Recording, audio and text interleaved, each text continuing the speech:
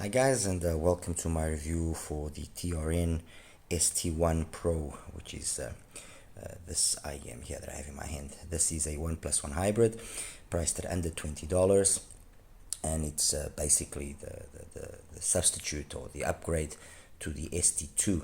Okay, anyway, before I carry on with the review and with my take on the ST1 Pro, let me just say the following. And I know I've said it many times before, but it's never too much. First of all, I'm a big fan of TRN. I've always been a big fan of TRN, and when sometimes I might come across as being perhaps a little bit hard on TRN, it's just because I know they have the ability to do better, and I know they have done better. I know that they have had models which have been very good, and then they have models which have been a total disaster. And so this yo-yo effect in their output of their products is sometimes a little bit disconcerting, because I'm a believer that you improve constantly, or you at least try to improve constantly, and if you don't improve, at least you maintain the same thing. You don't go back. So that out of the way, so that people don't think that maybe I will say certain things and I've got something against TRN or whatever. No, I like TRN. I'm a big, I think I own probably most of their IEMs. Okay. The second thing is also that obviously what I'm going to be talking about is with what I have in front of me, with the units that I got. Whenever possible, you guys know that I try and buy multiple units to ascertain quality control and to see what happens and what doesn't happen. And sometimes, unfortunately, TRN does disappoint, because they have a very big fluctuation in that quality. You might get a driver which is, you might get a set which is perfect, and then you might get a set which is absolute disaster. And so whenever possible, I do that. The case in point, for example, the MT4, I bought 5 pieces of them, just to make sure that what I was getting in the first one that I received was wrong. It couldn't be. And yes, and fair enough, out of the 5, 2 were basically really messed up, and 2 were acceptable, and 1 was pretty good, which is the one that I have here for testing that I'm going to be doing to you today. Anyway, the ST1 Pro basically takes the shell that we've seen being used many times before by TRN and other brands as well. So it's a very generic shell, nothing special. They say it's the 4th generation of this driver that they are using, a driver that goes back to the time of the MT1 and the ST2 and the MT1 and ST2. It's a 10mm driver, PET diaphragm, and on the ST1 Pro, what they've basically done is they've added the BA, which is added there on the nozzle. You can just barely see it over there. If you take a look, see if you can, there you see if you there, that's the BA there, which has its advantages and its disadvantages. Being in the nozzle, usually it's subjected to no filtering, no dampening, no nothing. So it can be a little bit too much. However, in this particular case, because they've added the switches, which have become now all the rage apparently in 2023, it's actually not too bad in some of the settings, mind you, in some of the settings. Anyway, fit is fine. Fit is perfect. I'm not using the stock tips. I'm not using the stock cable, because they're very basic. They really don't do justice to what the IEM is capable of doing, as is many times the case, not only with TRN but with other brands. So I'm using some KB07 tips, the yellow ones, which they work absolutely beautiful for me. And I'm using a TRI cable as well, actually one of the cheaper ones that they have, but it works better than the stock cable, and that's what matters. What do I have then here? Well, I have basically an evolution, if you want, of TRN's offerings under $20. It all started back with the MT1. This is like 2019, late 2019, early 2021, early 2020. This was a single dynamic. At one point it was costing something like $7. This is basically the TRN's reply to the EDX from KZ, and it was better than the EDX, you know, the ADX might have been a little bit more bass heavy, but this had a more refined tuning, more refined, obviously. Take that with a grain of salt, but it was a better IEM, especially when you consider the price that it had.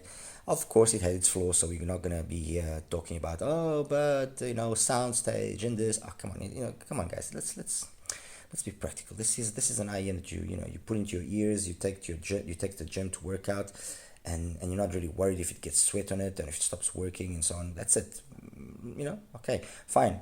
For many people, the what it costs is a lot of money. I'm not gonna deny that. But for many of us as well, this is just basically McDonald's money. So it's an IEM that you buy and you're not really worried what happens to it. Anyway, the MT1 was fine, was good, but it had potential. At least in my opinion, it had potential, and that's exactly what I did when I started playing around with it. And this is my version of the MT1 modified. It's got a 350 to 450 grade filter on the nozzle, as you can basically just see there, and it also has a filter on the back of the driver. It's simple to do, simple enough mod to do, and excuse me, guys. And it totally transforms this IEM. It takes the MT1 to a level which I've said it many times. It takes the MT1 to a level which is very comparable to things like. Very comparable to things like TK, ZK, Oranos. You know, it takes it to a level which is very on par with IEMs costing $50 and $60. Okay, and that says a lot that the driver is actually not that bad. It's just the way that it was tuned, which was just to be mainstream. You know, just plonk it in a shell and out the door. But the driver does have potential, and this, like I said, this MT1 here, and I'll show you the graph in a second. This MT1 sounds absolutely amazing with the wideboard tips like I have here. Surreal. They later then came out with the MT3, which was using again a 10mm driver, but a titanium driver, metal shell, and they still managed to pull it off at under $20, which was amazing. I was one of the people that actually did enjoy the MT3, and I like the MT3. However, the MT3 has got one issue, which is you have to be very careful with the tip you choose, because the graph, they say, and that was the big selling point, I guess, for a lot of people, was when you looked at the graph, you were seduced by the graph. The graph that they show and what you hear is a little bit different. But if you do choose the tip carefully, and I'm using a BQ EYZ tip over here, if you choose the tip carefully and you're able to really deep fit it, you will be impressed by the MT3. It's clean, it's clear, it's not as bass heavy as it sounds. Obviously, that's more of a product of the amount of upper mids and treble that it has than anything else. But it's a very, very good sounding IEM, and again at under $20, not really something that you can complain too much about. Solid construction. It was a nice IEM. It was, and it is a nice IEM because it's still available. Okay, so up to now, we basically, with these two models, we basically had two solid offerings from TRN. Basically, at the same time of the MT1, the original MT1, they also came out with the ST2, which was in effect 1+1, like the ST1 Pro is, using the same driver as the MT1, and adding a BA, a 30095. And honestly, between the two of them, I preferred the MT1. The MT1 just sounded more correct. The addition of the BA didn't really, in my opinion, make it didn't really bring any added benefit. All right, there we go. Then they came out when the dual DD craze began. They came out with the MT4, which is this one here. It has a 10mm beryllium coated driver and a 6mm PET driver. And this was when things went a little bit sour. And they went a little bit sour because the tube that connects the two drivers, okay, gets easily blocked with glue. Something which had already happened previously with the DQ6 from KZ. And so the results you got were nothing what they were supposed to be. I remember seeing HBB's review on it, and he must have gotten a good unit like this particular one that I have in my hand is, and he was super happy and super stoked, and he talked wonders about it. I had already bought mine, and when I got mine I was all excited, and I was very disappointed. And then I subsequently bought another 4, so 5 in total. The reason why I've got 2 different color ones here is because these two actually match up the best out of all of them. The left and right channel is almost flawless. And the sound of the MT4 is what? It's a nice sound. It's got nice, clean, dynamic, engaging bass, good mids. It's not really shouty. It is a good implementation of a dual DD, done in a very simple manner, because it's got hardly any crossover network inside that's worth mentioning. It's not an elaborate crossover network. It was a very basic implementation of a dual DD, but it works, and it worked well. And if you got a good unit, which is the case here, yes, it was a solid offering. I mean, this costs $16. Again, for a nice shell with a nice metal backplate, it's not a bad IM. You just have to hope that you don't get one where it has any issues. Apparently, TRN has resolved the problem, and there's more consistency now in the MT4. Now, a couple of months ago, we got the TRN, the MT1 Max, using the switches again, which is which has been all the big thing now of lately. And honestly, there's just two settings that I think are honestly worthwhile using on the MT1 Max. One setting is the one that you currently see, which is 011, and the 011 setting is a setting which emphasizes the bass slightly, but that emphasis on the bass helps kind of tame down a little bit the 4 to 6K area, which can be a little bit too much, can be a little bit shouty, and can be sibilant at times, like Up and Up from Jeff Ryan is one of the songs where you definitely notice that sibilance.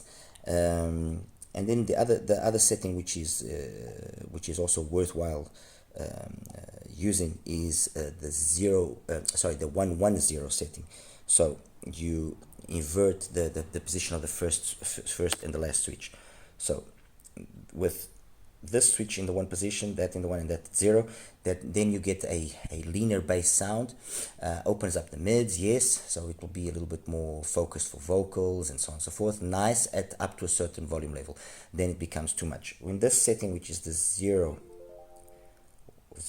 011 setting, like you see there, then that gives you a little bit more emphasis on the bass. And kind of counteracts that energy of the mids and the upper mids especially, and it makes for a more pleasant listen if you like listening to it loud. Just a thing to keep in mind here: if you put all the switches down in the 0 position, nothing comes out of the sound. No sound comes out of, be it the MT1 Max or be it the ST1 Pro. I don't know what it was there that they've done, but so in the 0 position, nothing happens. There's absolutely nothing. So what can I say? Ultimately, okay, fine, depending on what you want or what your mood is like, you can put it in one setting, or the ones that are the two settings that I've mentioned, and yeah, that's it. But the reality is this: let's be honest now and truthful. The use of switches is more of a hype thing than necessarily a necessity. If an IM is properly tuned, the switches don't really make sense unless it's a really good implementation of switches, like you see in some high-end stuff, an OLVX, Soundrime SR8, SR7, even the Yanyan Canon and the Yanyan Rosemary.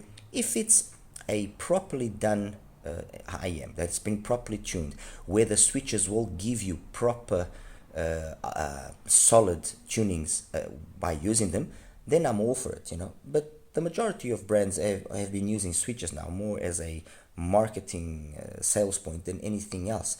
And the reality is precisely what I've just said. I mean, in the case here of the MT1 Max, they could have just left it in one position or in the other position, and that's it, and provided it that way, and it would have been done with. The same thing goes for the KZ-DFI. I mean, you'll choose the one position, and that's that, and then you won't be constantly changing it.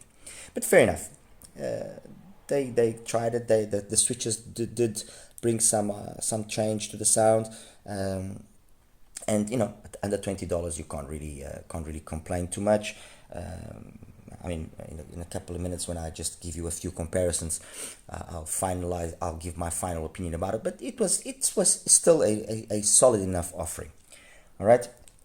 Enter now then the ST1 Pro, and the ST1 Pro is basically what you get in the Max. So you've got basically the same dynamic driver, and they've added the BA. And yes, the switches do make a difference. The switches do change things around a little bit, but there's only one setting, in my opinion, that makes sense, which is the setting that you see here, 110, which is a setting that doesn't emphasize the bass and matches the bass, the mids, and the highs the best. So this setting, 110 setting, is the only setting, in my modest and humble opinion, that makes sense for the Pro. The other settings, they just overbloat the bass. It just becomes an IM which is just another one. You know, there's nothing really that distinguishes it and makes you say to yourself, oh, okay, this sounds cool, I'm going to keep on using this, I'm going to carry on coming back to it and using it. What does that then mean in terms of sound? What does it? Well, great bass. The bass is very nice. In this particular setting that I'm using, which is the one that I recommend, compared to the Max, the bass is very much similar. However, because it's got the BA, I get the feeling that the bass here is just a little bit more. I'm not even sure if the correct word is to say crispier, but it's just a little bit more.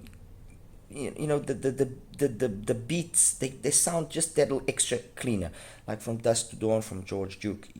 You know, the slams, it sounds. Mediterranean Sunrise from Andreas Razuti as well, the same thing. Elephant from Karel Duboc. The drum hits, they sound just that little extra cleaner in that setting as compared to the Max. Mids are well executed.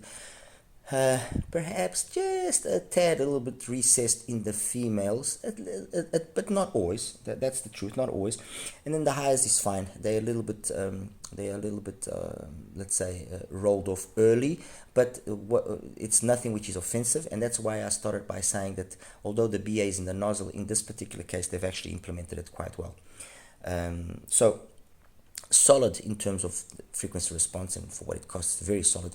In terms of its technicalities, again, guys, you know, let's keep in mind we're talking sub $20, so let's not expect crazy amounts of soundstage width and imaging and all of that stuff. It's got soundstage isn't its strong point. Let's be honest about it. No, but imaging is not too bad. Detail retrieval as well is not too bad. I think that above all, the Pro distinguishes itself by having a very musical sense to its reproduction. So it's a pretty decent sounding IM musically wise, and it's mostly correct for the majority of the time. It's mostly correct in its timbre and its tonality. So, you know, under those considerations, and on those, if I consider those 2 points there, definitely then the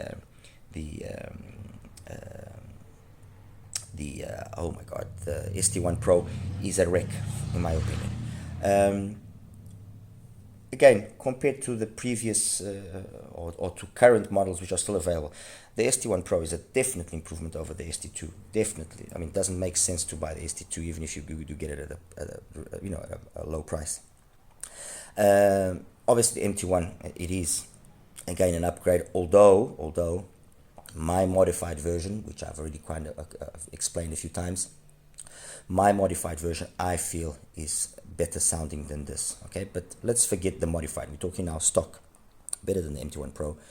Compared to the MT3, it's not as detailed up top, but it's overall a nicer, more complete, more balanced out sound, so better as well than the MT3. And compared then to the MT4 and the Max. Compared to the Max, definitely better in my opinion, because the Max, depending on the volume that you like listening to music, can get a little bit too intense. So I would exclude that as well.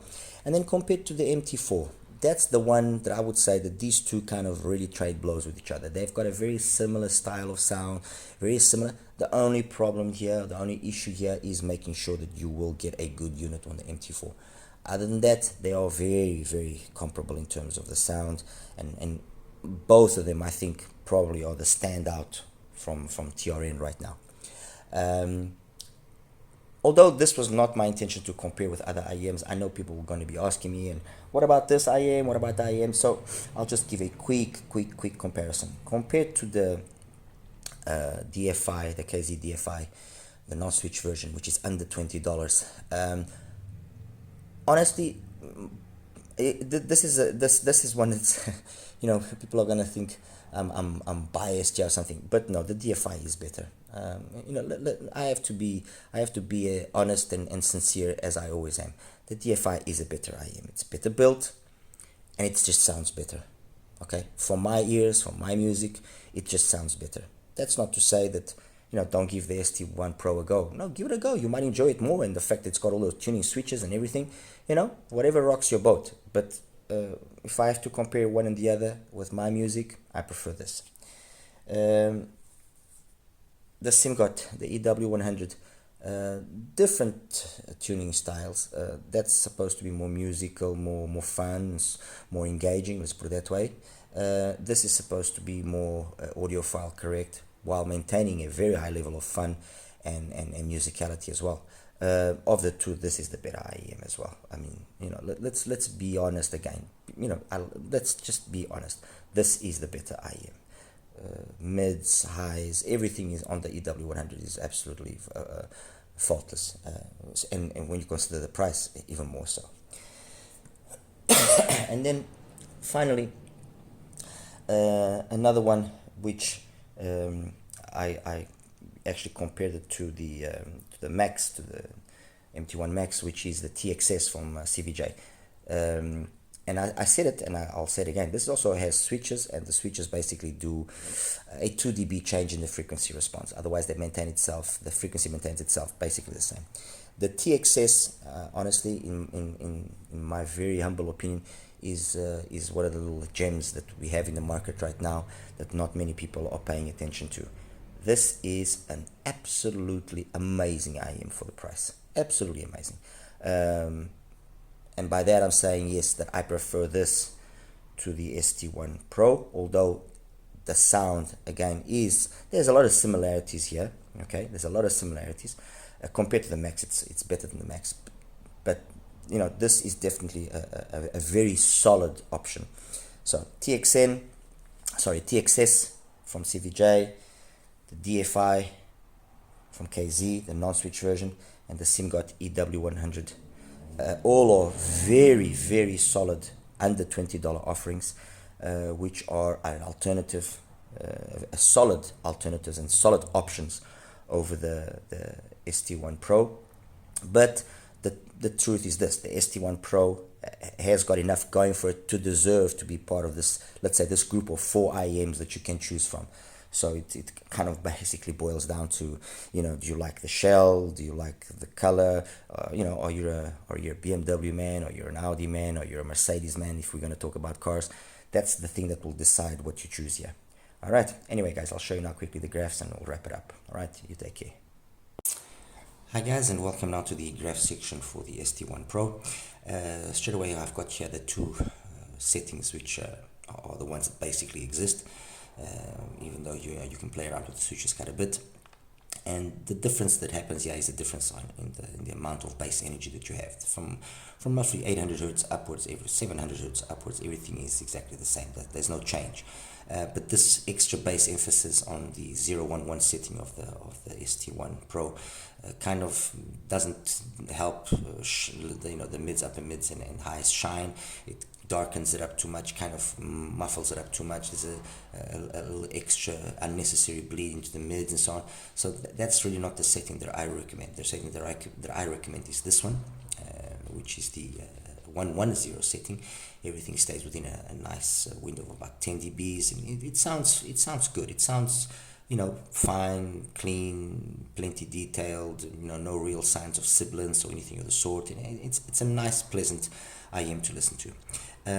Compared to the MT1 Max, the 2 settings that are available are, let me see here, exactly, it's this one, which is the 110 setting for the MT1, which is the one that kind of reduces the bass slightly, and then there's the 011 setting, which again emphasizes the bass. If I compare the 011 setting with the ST1, you can see they are very similar. There's just a little extra energy here, which is kind of combated with this extra bass that you have. So it kind of doesn't show as much of what it is here in terms of that peakiness that can exist. But again, the setting that I personally prefer is the 110 setting, which drops the bass slightly. I prefer it at lower volumes, because when I put up the volume, then I will opt for the other one. But look at it this way: these are the two settings that are only viable for the MT1 Max. Keeping in mind always the volume is very important. If the volume is going to be kept low, I prefer listening to this, because it's got nice detail, it's clean, it's a pleasant sound. The moment I put up the volume a little bit more, then it kind of wants to try and kill me. So then the other setting is a better option. However, considering both of the MT1 Max and the ST1 Pro, I prefer the ST1 Pro. The ST1 Pro, it's just got a nicer, more linear response. It's not as peaky as the Max. As you can see, the Max has got a lot of a roller coaster going over there, and as well the ST1 Pro has got more extension, upper mids and treble, so it's the better option. All right, compared now to the MT3, which is over here. There's kind of some vibes, some similarities going there, but the fact that the bass in the MT3 is leaner, especially in the mid bass attack, it makes it be more of a vocal centric, i.e. mids and vocals are more emphasized. Mind you, this is the graph with the BQ EYZ or the BGVP tips, whichever ones you prefer. One thing the MT3 does have is really good sense of space and 3Dness. So technically, it's a very capable IEM actually, especially when you consider its price. Okay, and then the other IEM which I compared it to, and I believe it's probably the one that comes closest to the sound of the ST1 Pro, is the MT4. Let me just change the color here of it. Sorry, 1 second. Change the color and just line it up a little bit better. The MT4, there we go. The MT4, as you can see, very, very, very similar in terms of its frequency response. Kind of the same, well, basically the same bass, same mids, everything. Dip at the same area. They're very, very similar sounding. Okay, they both are very, very musical, very oriented towards being correct in terms of timbre and tonality for the most part. Nice extension, non-aggressive. They're nice. The only problem with the MT4 is, as I mentioned before, is you have to make sure that you have a one which is working properly. But if you have one which is working properly, I mean, that is not a bad graph. Honestly, that is not a bad graph. That's the graph of that MT4 that I showed you. And it sounds fine. It sounds really good. It sounds really, really good. And then compared to, let me just put it back, there we go.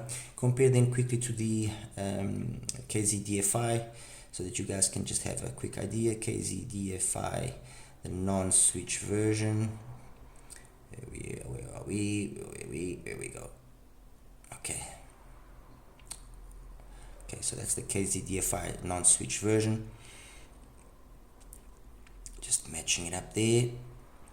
And as you can see, very similar. Overall, the graph is very similar. The DFI, the biggest thing of the DFI, and that what makes me just prefer it over the ST1 Pro, ever so slightly, mind you. Let's be honest about it as well. Is that it just sounds more. It gives me more that sense of high end, if that is even a proper way of putting it.